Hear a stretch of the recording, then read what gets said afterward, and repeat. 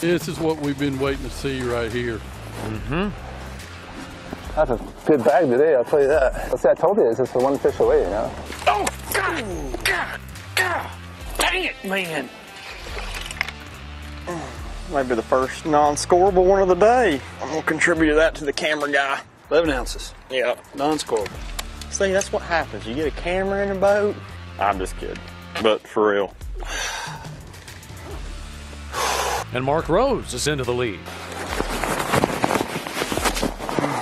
Oh yeah, sorry. Totally forgot. Didn't do a lot of that. Dang it!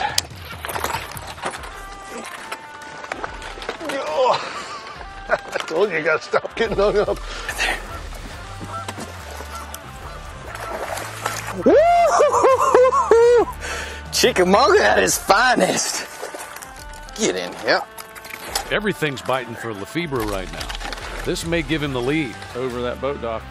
Whoa! Hey, well, I think that's the first time we've seen this. On 13, at least we're getting somewhere. I got a 3-minute penalty for that, but it's worth it. Elam's out of the boat again. The upside down pole. Rose from 28th to 18th in the second period.